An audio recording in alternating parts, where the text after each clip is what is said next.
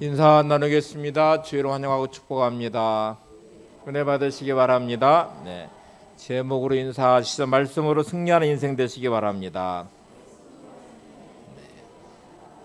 네, 한옥 목사님이 쓴 다시 가슴이 뛴다라는 책이 있습니다. 이 책에 나온 한 이야기를 시작할게요.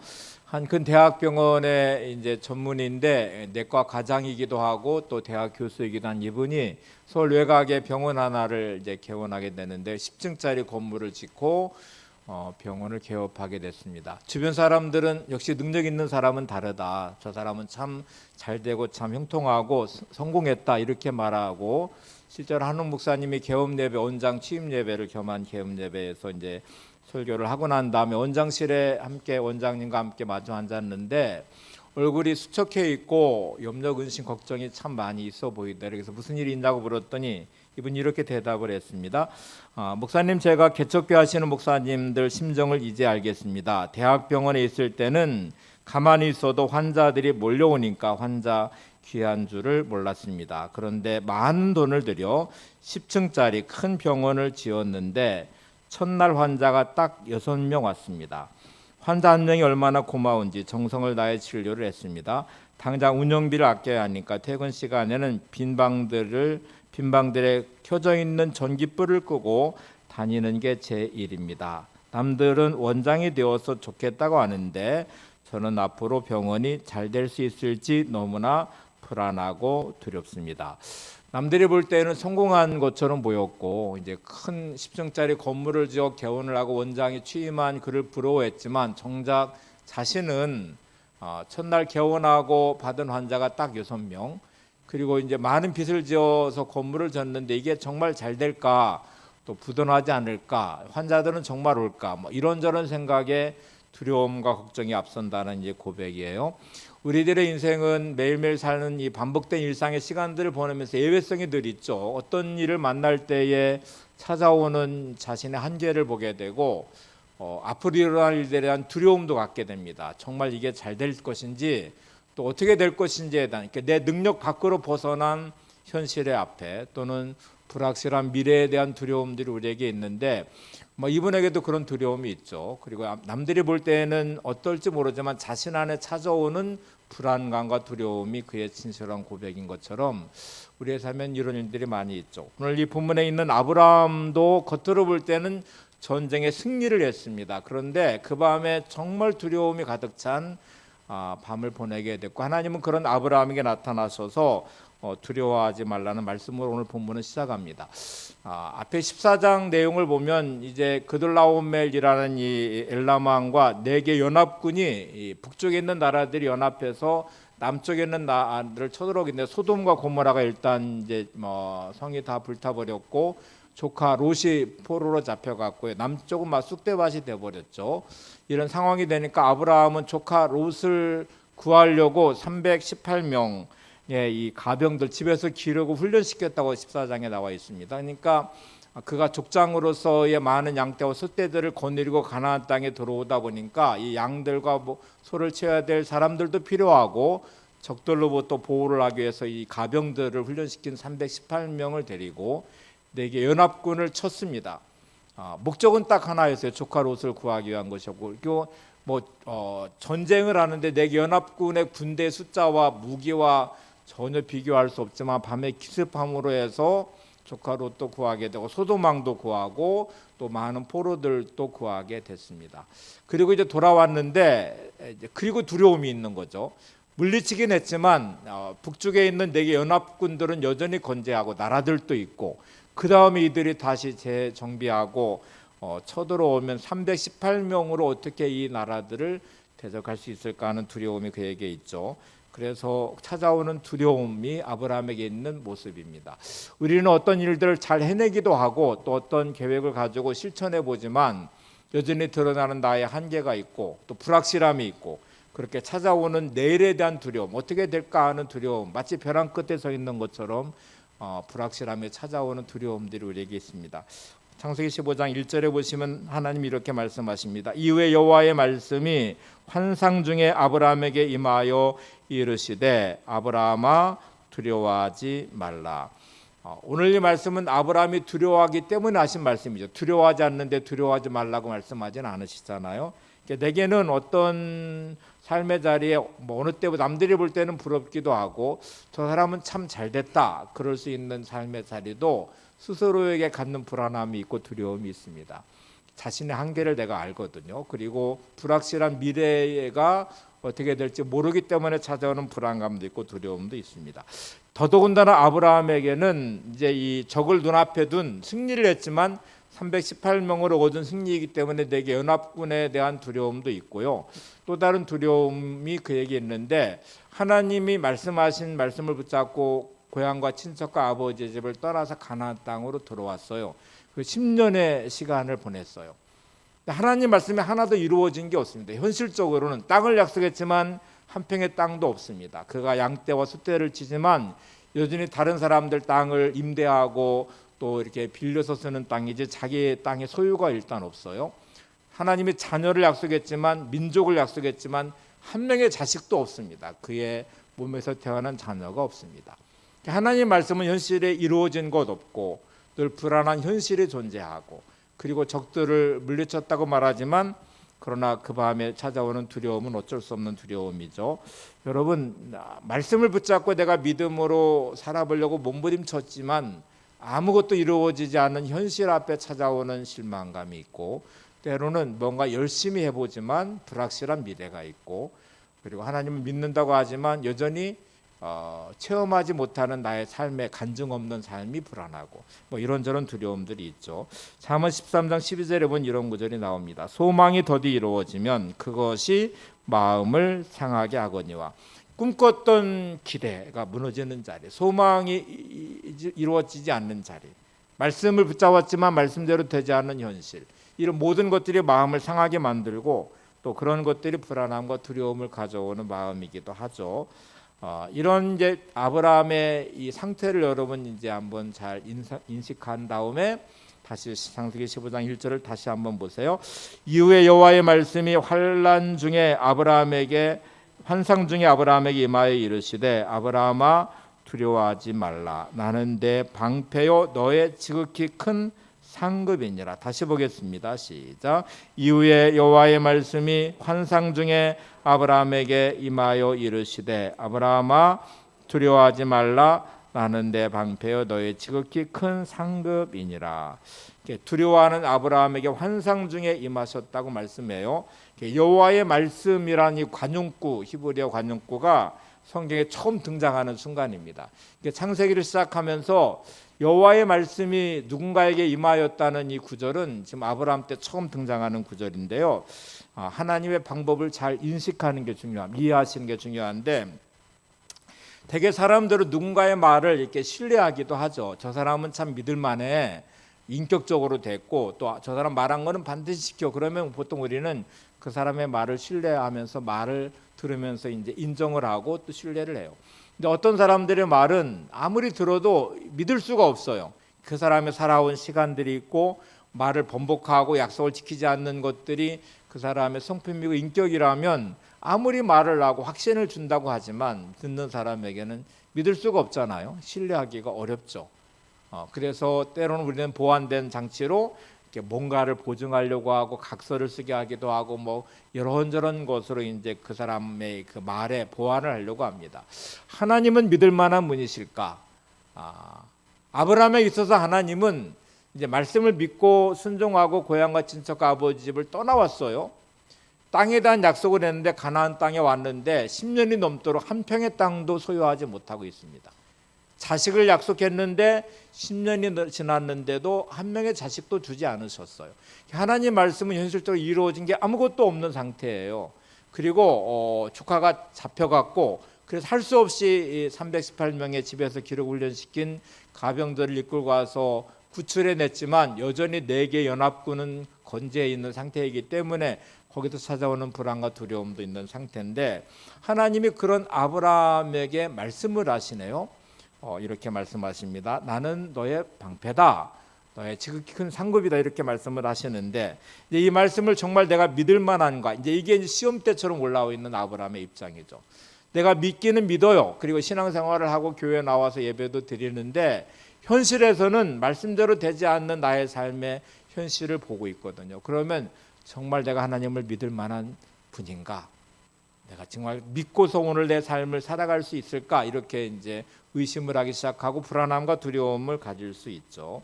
대개 사람들은 말만 하지 말고 좀 행동을 해봐, 뭔가 좀 보여줘봐, 이렇게 뭔가 자꾸 검증을 원해요. 하나님을 향해서 말씀만 하지 말고 좀 뭔가 좀 보여주세요, 이렇게 말할 수도 있잖아요. 근데 여러분, 성경은 오늘도 이 하나님 여호와의 말씀이 아브라함에게 이제 임하여 이르되 이렇게 시작을 합니다. 하나님은 말씀하신 바를 반드시 이루시는 분이라는 믿음이 필요하고요. 하나님은 말씀하신 그분 자체이시기도 해요. 그래서 성경을 보면 하나님은 말씀으로 시작하시고 말씀으로 완성하시는 분이시고 말씀은 하나님 자신이기도 하십니다. 창세기 1장을 어떻게 시작하나요? 하나님이 말씀하시니까 그대로 이루어졌다고 말씀해요. 하나님 빛이 있으라고 말씀하시니까 빛이 존재하게 되죠. 이렇게 말씀하시는 대로 이루어지는 것이 천지창조였고, 지금 아브라함에게도 말씀하시는 그 하나님이 하나님 자신이기도 하며 또 말씀하신 말을 반드시 이루신다는 의미이기도 합니다. 우리는 말씀을 듣고 말씀을 붙잡은 사람들, 믿음의 사람들이잖아요. 이 말씀이 나의 삶에 어느 정도 작용하고 어느 정도 말씀을 따라 살고 있는지를 한번 생각해 보시면서 오늘 약속 두 가지를 한번 점검해 볼게요. 하나님 약속은 두 가지로 지금 말씀하시는데, 아브라함에게 첫 번째는 방패라고 말씀하십니다. 두 번째는 큰 상급, 지극히 큰 상급이라고 말씀하시는데, 이 첫 번째 말씀, 방패라는 말은 보호해 주시겠다는 약속이잖아요. 하나님 약속 첫 번째는 보호를 해 주시겠다는 말씀을 하세요. 나는 너의 방패요 라고 말합니다. 성경에는 사랑하라는 단어가 가장 많고요. 그 다음에 두 번째로 많은 단어가 두려워하지 말라는 단어예요. 성경에는 두려워하지 말라는 말씀을 끝없이 믿음의 사람들을 향하여 시대마다 말씀을 하고 계십니다. 주어진 상황은 두려울 수밖에 없기 때문이기도 하고, 또 하나님을 신뢰하는 믿음으로 두려움을 극복해내야 되기도 하고요. 또 하나님을 신뢰하는 믿음으로 이 모든 상황을 뚫고 나가야 되기 때문이기도 해요. 아브라함에게도 두려워하지 말라고 말하면서도 약속 첫 번째로 보호해 주겠다, 나는 너의 방패다, 이렇게 말씀을 하시잖아요. 여러분, 우리가 언제 두려움을 느끼는지, 나는 언제 두려움을 느끼는지를 생각해 보시면, 고소공포증 있는 사람들은 높은 곳에 올라가면 두려울 것이고, 또 어두운 곳에 있는 것을 두려워하는 분도 있을 것이고, 갇혀 있는 공간의 두려움도 있을 것이고요, 또 불확실한 현실 앞에 찾아오는 두려움도 있을 것이고, 나는 언제 두려움을 느낄까를 생각해 보시면 여러분 각자 나름대로의 두려움의 삶의 자리가 있습니다. 그때마다 하나님은 나는 너의 방패야 라고 하는 말씀을 내가 붙잡아야 되는데, 일단 방패라는 의미는 보호를 해주겠다는 뜻이니까 뭐로부터 보호하나요? 공격으로부터 보호하죠. 화살을 쏘는 적의 화살을 막아내기도 하고, 적의 칼을 막기도 하고, 돌을 던진다면 돌로부터도 보호하고, 이렇게 뭔가 주변의 상황들로부터의 보호를 약속하는 말씀이잖아요. 공격으로부터 보호를 해주겠다는 것인데, 우리는 나름대로 안전장치의 방패를 준비를 합니다. 여러분들은 대부분 아마 돈을 안전장치 방패를 삼아서 준비를 할 거예요. 불확실한 삶의 자리에 이런저런 돈의 쓰임새가 필요하고 살려면 돈이 필요하기 때문에 할 수만 있으면 저축을 하죠. 그래서 안전장치 방패처럼 나의 삶을 보호해 보려고 합니다. 그래서 최선을 다해서 절약하기도 하고 돈을 모아보기도 하고 또 저금을 들고 저축을 하기도 하고 하면서 내가 어떤 일이 벌어질지 모를 때에 이 돈이 안전장치, 나의 방패가 되어줄 거야 라고 생각을 합니다. 어떤 분들은 권력에 의지하기도 하죠. 요즘에 뭐 이렇게 이런저런 이렇게 막 특검 조사를 하면서 권력에 의존했던 많은 사람들, 또는 권력 지향적인 많은 구조 안에서의 비리들이 드러나고 있잖아요. 권력을 향한 그 방패는 이 땅을 살면 권력이 방패가 된다고 생각하기 때문에 그래요. 나의 삶을 지켜줄 거야, 나의 삶을 안전하게 보호해 줄 거야, 나의 삶을 풍요롭게 해줄 거야 라고 믿기 때문에 이제 그런 거를 하게 되죠. 되게 많은 사람들은 혈족, 가족을 방패 삼습니다. 아이들은 말할 것도 없이 부모가 방패이죠. 그래서 부모를 안전한 방패 삼아서 삶을 살아갑니다. 되게 많은 분들은 남편을, 아내를, 때로는 가족을, 부모를 의지하면서 방패 삼아서 자신의 삶의 안전을 추구해 가는데, 이게 진짜 안전한 방패일까를 생각해 보시면 여지없이 무너질 때가 많죠. 돈이 방패가 될 줄 알았는데 돈으로 해결할 수 없는 수많은 문제들을 만나게 돼요.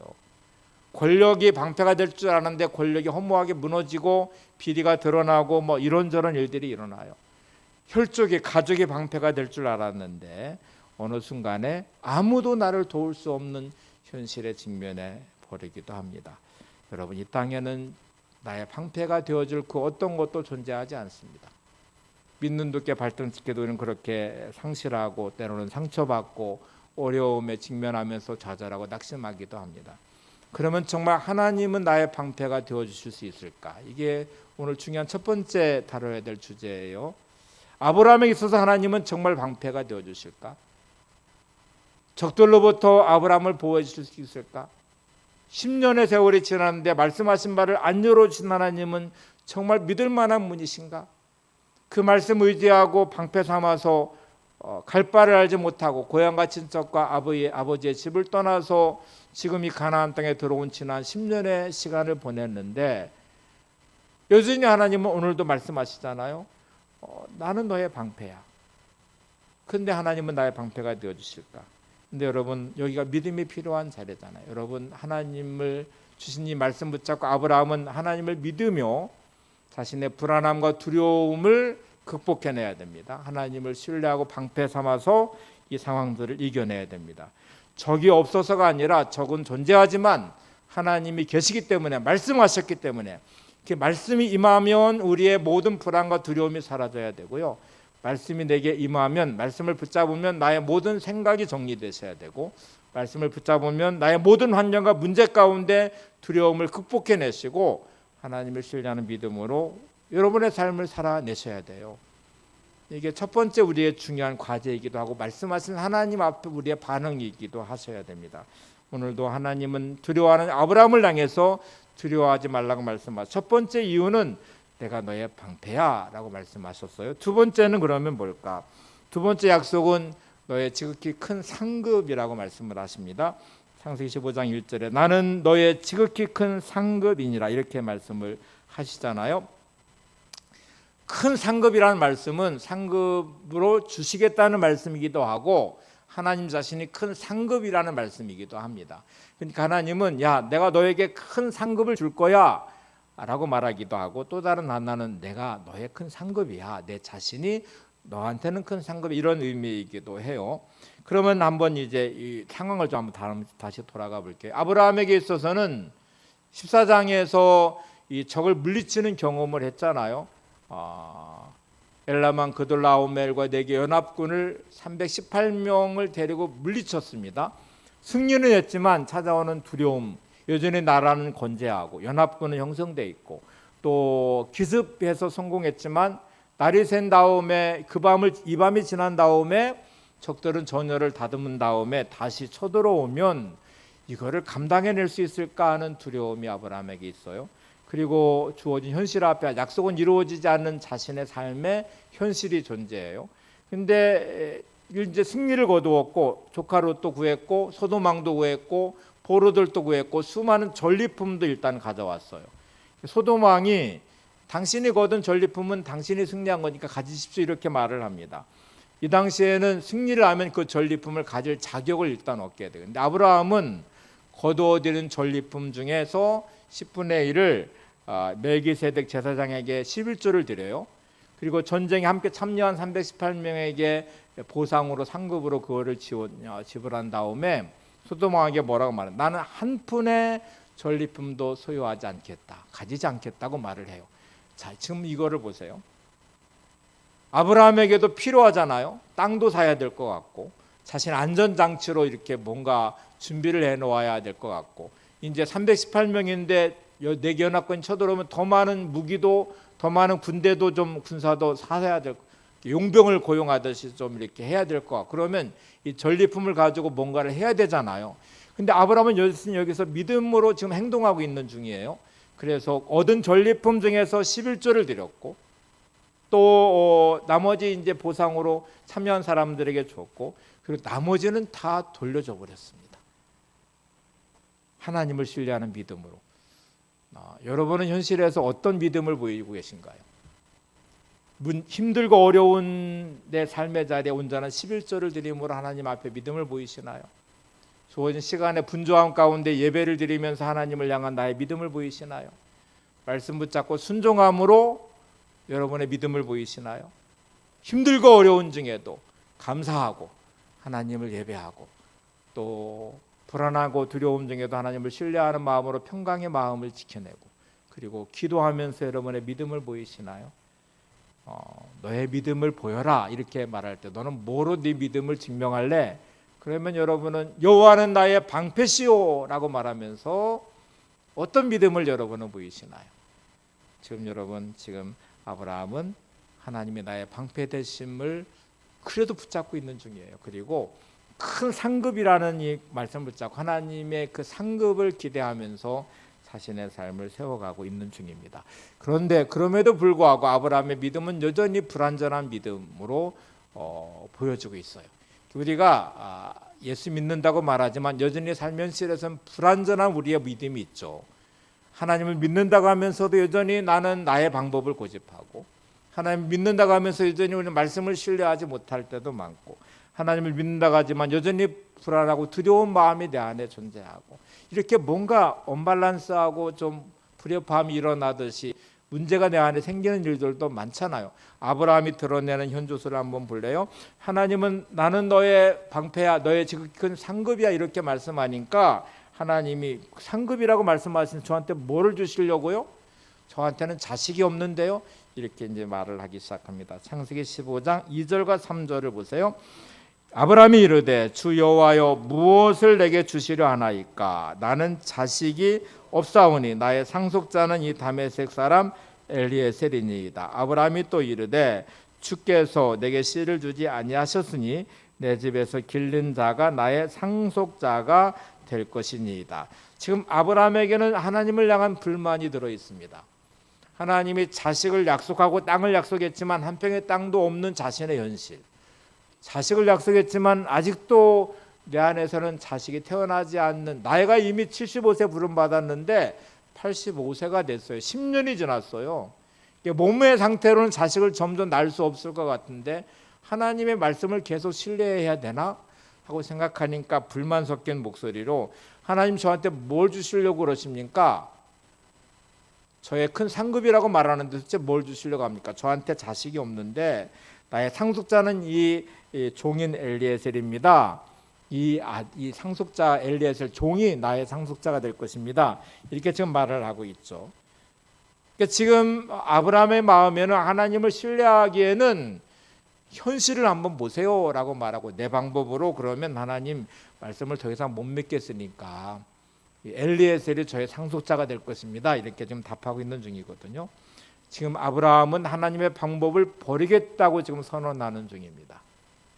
여러분, 우리의 삶에 끝없이 하나님의 방법을 버리고 있는 나의 삶의 모습, 감사하라고 말하지만 감사하지 않고 불평하는 나의 삶은 하나님의 말씀을 버리고 있는 중이잖아요. 기도해야 될 자리에 기도 안 찾고 머리 싸매고 고민하고 있다면 거기도 하나님 말씀이 무시되고 버리고 있는 자리잖아요. 하나님 말씀으로 살아내야 될 삶의 자리가 우리는 끝없이 현실을 보세요. 하나님이 저한테 이렇게 하신 거잖아요. 저한테 응답해 주시지 않은 거잖아요. 저에게 이 기도를 이루어주지 않았잖아요. 제 현실은 이렇게 참담하잖아요. 그러니까 제가 하나님 못 믿고 제 방법대로 하고 있는 중이잖아요. 엘리에셀이 제 상속자입니다 하고 말하는 것처럼 우리는 이게 나의 지금 하나님을 향한 나의 믿음 현주소예요. 저는 하나님을 믿을 수가 없어요. 믿기에는 현실이 이렇게 참담해요. 아직 저한테는 제 방법대로 할 수밖에 없어. 이렇게 지금 말하고 있죠. 여러분, 아브라함의 갈등이 우리 안에 존재하고 있죠. 아브라함의 행동들이 내 안에 끝없이 드러나고 있죠. 말씀을 붙잡고 살기에는 불안한 나의 현실이 끝없이 내 방법대로 뭔가를 하게 만들죠. 감사하기에는 너무 힘든 나의 삶이 불평과 원망을 자연스럽게 하고 있는 나의 삶의 모습이 있죠. 하나님을 신뢰하고 순종하기에는 너무나 불안한 현실 때문에 끝없이 이런저런 나의 방법들이 드러나고 있는 중이죠. 여전히 그리고 우리는 불안해합니다.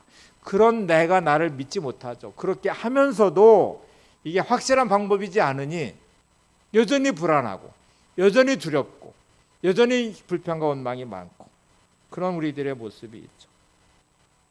지금 아브라함은 어떤 믿음을 하나님은 요구하시는 걸까요?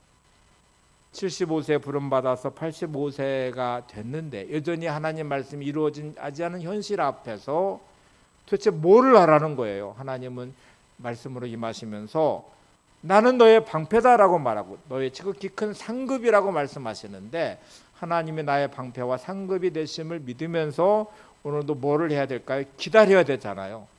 믿음은 기다림과 연결이 되어 있습니다. 이제 정확하게 잘 이해하셔야 돼요. 믿음은 뭐와 연결되어 있어요? 기다림과 연결되어 있어요. 기다림의 시간은 인내를 필요로 합니다. 농부가 씨앗을 심어요. 그러면 뿌렸다고 바로 열매를 거두지는 않잖아요. 농부가 기다릴 수 있는 이유는 씨앗의 특징을 알기 때문에 그래요. 씨앗을 심고 땅 흙으로 묻어 놓았어요. 그러면 생명 있는 씨앗은 이 정도의 시간이 지나야 싹이 트고 꽃이 피고 열매를 맺어. 이렇게 이제 인식을 하면 심어놓은 씨앗에 대한 불안함으로 매일매일 거들떠보지 않잖아요. 흙을 파서 다시 확인해보고 다시 확인해보고 다시 그렇게 하지 않고 그 시간을 기다리면서 물도 주고 비료도 주고 거름도 주고 농약도 할 일을 하면서 언제까지 기다릴까요? 열매를 맺을 때까지 기다리죠.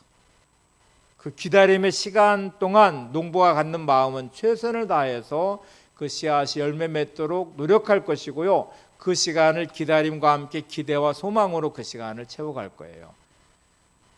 하나님의 말씀이 내 인생의 씨앗이 됐다면 우리의 시간은 뭐로 채워져야 될까요? 기다림의 시간으로 채워져야 돼요. 그 시간을 뭐를 해야 돼요? 그러면 여러분 그 시간을 늘 불안해하고 염려하고 낙심하고 절망하고 그러면서 해야 될까요? 아니요. 그 시간은 우리한테 정말 중요한 지금부터의 기다림의 시간입니다. 그 시간은 나의 겸손함을 배워가는 시간이에요. 내가 얼마나 연약하고 무능한 존재이지 하나님 없이는 한순간 살 수 없는 존재라는 인식을 하면서 하나님을 더 의지하는 믿음의 시간으로 보내셔야 돼요.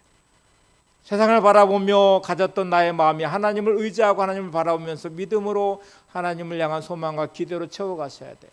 나의 주권자가 하나님이심을 고백하면서 하나님을 의지하셔야 돼요. 하나님이 주신 시간들을 말씀 붙잡고 살아내는 시간으로 채워가셔야 돼요. 내가 믿는 사람이라고 말하면서 말씀을 향하여 그 열매를 거두는 그 시간까지 나는 어떤 마음으로 기다리시는지를 점검해 보셔야 됩니다. 여러분 어떤 마음으로 기다리시죠? 불안한 마음으로? 불평의 마음으로? 그냥 이 방법 저 방법 내 방법대로 막 해보듯이 그렇게 보내는 시간이면 참된 기다림의 믿음의 시간이 아니죠. 모세가 75세 부름받아서 85세를 지나가고 100세가 돼서야 아들 이삭을 얻습니다. 그 시간에 기다림의 시간이 필요하잖아요. 다음 주에 좀 이어서 말씀을 드릴 텐데 아브라함은 85세에 더 이상 기다리지 못하고 하갈을 통해서 이스마엘을 낳아버려요. 그리고 하나님은 14년의 시간을 침묵하시며 99세가 될 때까지 하나님은 아브라함에게 떠나셔버려요. 그 침묵하신 다음에 다시 나타나신 하나님은 나는 전능한 하나님 엘샤다이라고 말씀을 하시면서 아브라함에게 말씀하시거든요. 여러분 오늘 여러분은 어떤 마음으로 기다리고 계신지를 생각해 보셔야 됩니다. 내가 조급함으로 내 방법으로 뭔가를 열매를 거두면 그건 이스마엘이 되어버려요. 기다려서 하나님 약속으로 낳은 이삭이 되려면 이 시간을 믿음으로 기다리셔야 되고요. 인내하셔야 되고요. 하나님 약속이 이루어지는 성취되는 자리는 약속의 언약의 아들은 이삭을 낳게 됩니다.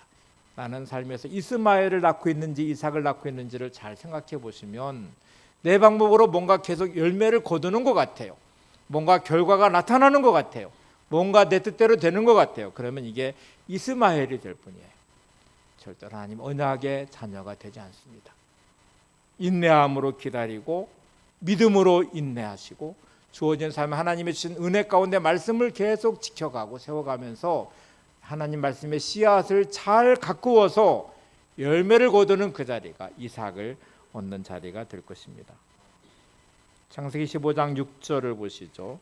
15장 5절을 보겠습니다. 창세기 15장 5절에 보시면 그를 이끌고 밖으로 나가 이르시되 하늘을 우러러 무뼈를 셀 수 있나 보라. 또 그에게 이르시되 내 자손이 이와 같으리라. 자, 하나님은 그런 아브라함을 일단 포기하지 않으십니다. 못 믿겠다고 말하고 있는 아브라함, 자식을 준다고 하면서 안 주시잖아요. 엘리에셀이 내 상속자입니다 라고 말하는 아브라함을 향하여 다시 그 밤에 밖으로 끌고 나가셔서 하늘의 별을 보게 하신 다음에 이렇게 말해요. 무뼈를 셀 수 있나 보라. 그에게 이르시되 내 자손도 이와 같으리라. 또 말씀하시죠. 무슨 증표를 보여주는 게 아니고요. 하늘의 별들도 보라가면서 이렇게 너의 자손도 많아질 거야. 내가 하는 말을 너 믿어야 돼. 이렇게 지금 말씀을 하시잖아요. 창세기 17장으로 넘어가 보면 이제 아브라함의 이름을 바꿔 아브라함을 아브라함으로 바꿔서 지압이 한 아내의 남편인 그의 이름 아브라함을 많은 무리의 아버지, 여러 민족의 아버지란 뜻으로 확장시켜서 이름을 바꿔 놓으십니다. 정체성이 대단히 중요한데 언약을 붙잡으면 확장된 민족의 조상이 된다는 말씀으로 확장돼 가야 되잖아요. 나는 말씀 붙잡고 꿈꾸는 사람이 되셔야 되고요. 하나님의 정체성을 회복하는 사람이 되셔야 돼요. 이제 중요한 변화가 아브라함에게 생겼는데 창세기 15장 6절을 보세요. 아브라함이 여호와를 믿으니 여호와께서 그의 일을 그의 의로 여기시고, 자 이제 말씀하는 바를 아브라함이 뭐 했대요? 믿었대요. 하나님이 그를 의로 여기셨대요. 믿는다는 이 히브리어도 처음 등장하는 순간입니다.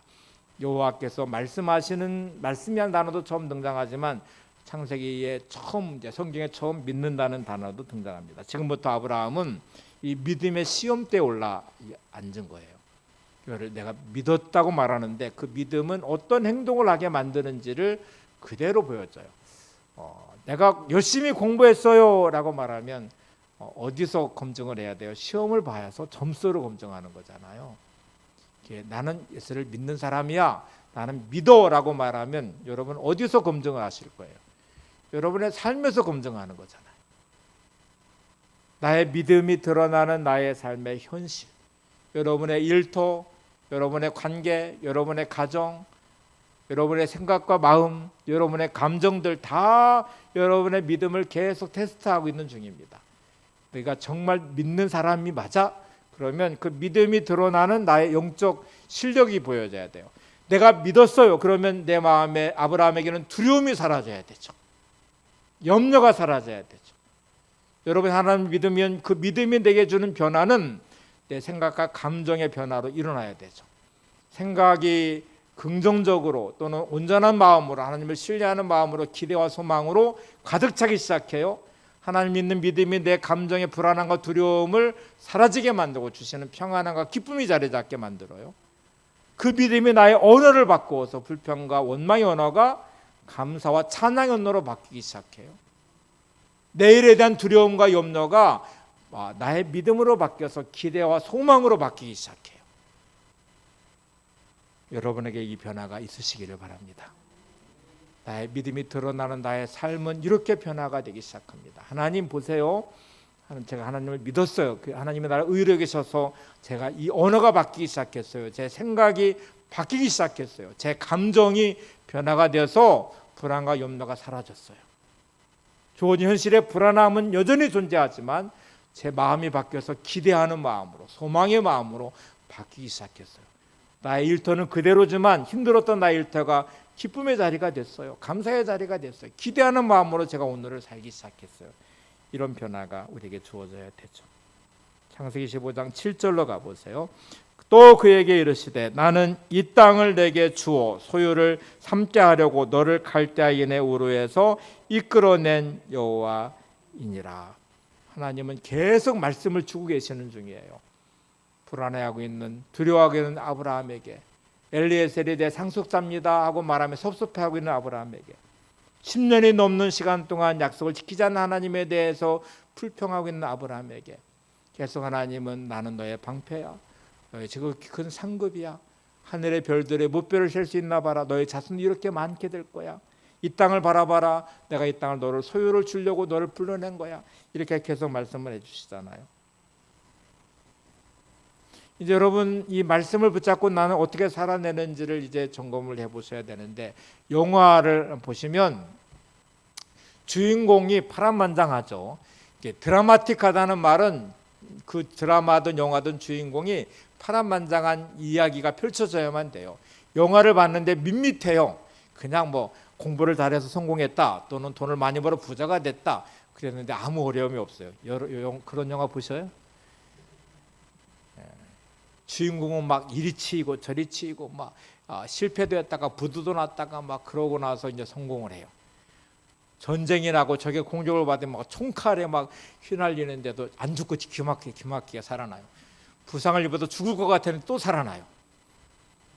영화나 드라마에서 주인공이 죽으면 더 이상 드라마나 영화는 연결될 수가 없습니다. 끝나야만 돼요. 물론 비극적인 드라마나 영화도 있습니다. 그런데 그 드라마나 영화는 주인공의 죽음과 함께 이야기는 끝나요. 자, 이제부터 하나님의 드라마는 여러분들 속에서 펼쳐지기 시작합니다. 여러분의 인생의 영화나 드라마를 생각해 보시면 여러분 각자는 다 주인공입니다. 말할 것도 없이 주인공이에요. 우리가 비교해서 저 사람 인생의 주인공 같고 내가 엑스트라 같고 나는 단역 같고 그렇게 보일지 모르지만요, 하나님의 대본 안에서 여러분은 여러분이 주인공이에요. 하나님의 대본이 여러분 안에 있어요. 오늘 아브라함에게도 약속하신 말씀이 있잖아요. 너를 큰 민족을 이루시겠다는 말씀, 또 자녀를 통해서 민족을 이루시고 땅을 기업으로 주시겠다는 말씀, 모든 열방에 너를 복으로 세워서 복의 근원과 축복의 통로가 되게 하겠다는 말씀에 약속이 주어졌고, 하나님은 이 약속을 아브라함을 통해서 인생의 드라마를 지금 만들고 계시는 중이에요. 그럼 아브라함이 죽어버리면 어떻게 돼요? 하나님의 약속은 성취되지 않잖아요. 자, 이제 지금부터가 중요합니다. 하나님 말씀을 붙잡으면 내 인생의 주인공인 나는 절대로 무너지지 않아야 돼요. 어려움 만날 수 있죠. 부도날 수 있죠. 이리저리 치일 수도 있죠. 전쟁에 나가 총칼에 맞을 수도 있죠. 주인공은 죽어야 돼요? 죽으면 안 되거든요. 여러분 인생 하나님 말씀이 반드시 이루어져야 돼요. 사명이 있는 사람은 반드시 하나님의 뜻을 이루게 될 것입니다. 말씀 붙잡으셨다고 하나님 말씀 이루실 때가 여러분을 지키시고 방패가 되어주실 것이고 큰 상급이 되어주셔서 여러분의 인생을 보호하실 것입니다. 옆에 분에게 당신의 인생 드라마는 아직 끝나지 않았습니다. 당신이 주인공입니다. 네. 누가 뭐라고 하든지 하나님의 드라마에 나는 주인공이에요. 하나님의 대본화로 내 안에 약속이 있어요. 그 말씀이 이루어질 때까지 나는 반드시 하나님이 나의 방패가 되어주시고 나의 지극히 큰 상급이 되어주실 것입니다. 만약 안 하시면 하나님이 거짓말쟁이가 되거든요. 사람들은 약속하고 번복하고 지키지 않을 수 있어요. 작가가 대본을 수정해 버릴 수도 있죠. 근데 여러분 그 드라마와 영화는 완성돼서 방영이 된다면 주인공은 파란만장한 일들을 겪어내겠지만 반드시 뭔가 성과를 내게 될 것입니다. 이 믿음이 있을 때 우리의 인생의 드라마는 믿음 안에서 펼쳐져 갈 것이고요, 하나님 말씀은 약속은 성취될 것입니다. 사도 바울은 이 믿음이 있어서 이렇게 외쳐요. 로마서 8장 31절에 만일 하나님이 우리를 위하시면 누가 우리를 대적하리요. 한번 같이 큰 소리로 고백해 보세요. 시작. 만일 하나님이 우리를 위하시면 누가 우리를 대적하리요. 바울이 믿음 때문에 모든 고난을 뚫고 나갈 수 있었습니다. 억울한 일을 만나도 감사할 수 있었고요, 감옥에 갇혀도 찬송할 수 있었고요, 이런저런 일을 만날 때마다 합력의 선을 이루신 하나님을 믿었기 때문에 믿음을 지켜낼 수 있었어요. 그리고 선언합니다. 만일 하나님이 우리를 위하시면 누가 우리를 대적하리요. 여러분 주어진 여러분의 인생의 시간들을 쓰며 살아가시는데 오늘 하나님은 여러분에게 말씀하십니다. 나는 너의 방패라고 말씀하시고 지극히 큰 상급이라고 말씀하십니다. 이 말씀을 붙잡으셨다면 하나님의 드라마 대본을 완성해 가시기를 바랍니다. 그리고 염려하지 마시고 두려워하지 마시고 낙심하지 마시고 오늘도 하나님을 신뢰하면서 기대하고 소망 가운데 믿음으로 세워가시기를 바랍니다. 두려워 말라라는 찬양을 부를 건데 이사야 41장 10절로 만든 찬양이에요. 한번 말씀 한번 보실래요? 이사야 41장 10절 시작. 두려워하지 말라 내가 너와 함께함이라. 놀라지 말라 나는 내 하나님이 됨이라. 내가 너를 굳세게 하리라. 참으로 너를 도와주리라. 참으로 나의 의로운 오른손으로 너를 붙들리라. 다시 한번 보겠습니다. 시작. 두려워하지 말라 내가 너와 함께함이라. 놀라지 말라 나는 내 하나님이 됨이라. 내가 너를 굳세게 하리라. 참으로 너를 도와주리라. 참으로 나의 의로운 오른손으로 너를 붙들리라.